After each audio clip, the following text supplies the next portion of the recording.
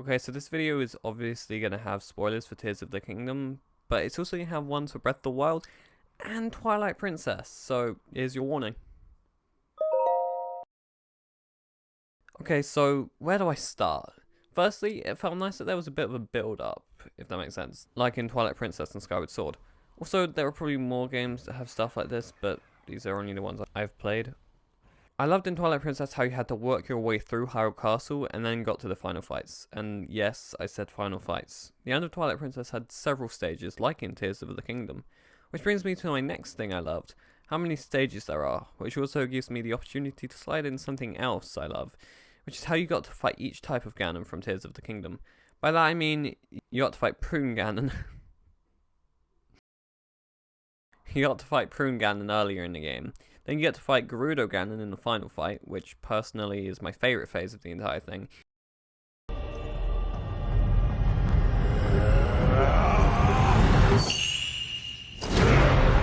And finally there's the Demon King Ganon, who I wanted to fight since the second I saw him in the memory that he becomes the Demon King.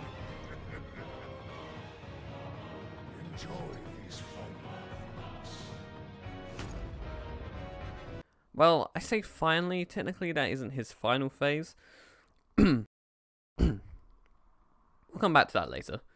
Oh, and there was the stage where he tells you to subscribe to my channel.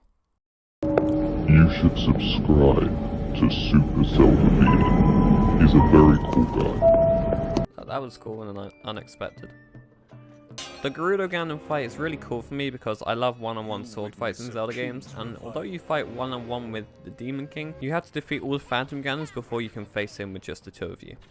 Whereas the Gerudo Ganon fight is you versus him the entire time. The fact he could Flurry Rush is amazing. We got to fight basically ourselves if we're that far into the game, dealing a lot of damage, having a lot of health, and having a lot of combat skills, such as Flurry Rushes. Okay, so the first thing I have to talk about with the Demon King is, well, this. I mean, it's like Nintendo took the half of Calamity Ganon's health that the champions took and was like, hey, let's take that health and add it to the Demon King. So yeah, Demon King Ganon has an ungodly amount of health, which I was definitely not expecting. I mean, he just kept regenning. It never stopped.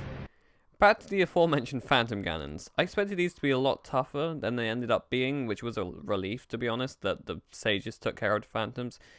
And I handled Ganon. Something weird I liked about the Phantom Ganons in the final fight was they looked like the Demon King, whereas the ones that you'd find in the overworld are the Prune Ganon. After that, though, is one of my favourite things about the end of Tears of the Kingdom. Smaug. I mean,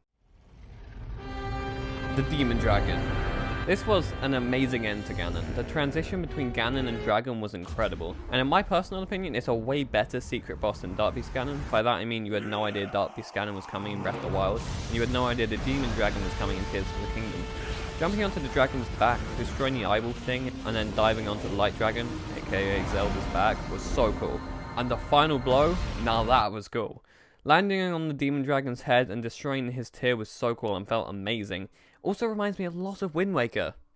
I've got to be honest, I've beaten the final boss of a lot of Zelda games, and this personally was my favourite. Hopefully you were able to tell that from this video, but yeah, let me know if you guys agree by liking this video, subscribing, and I will see you all later. Bye. You should subscribe.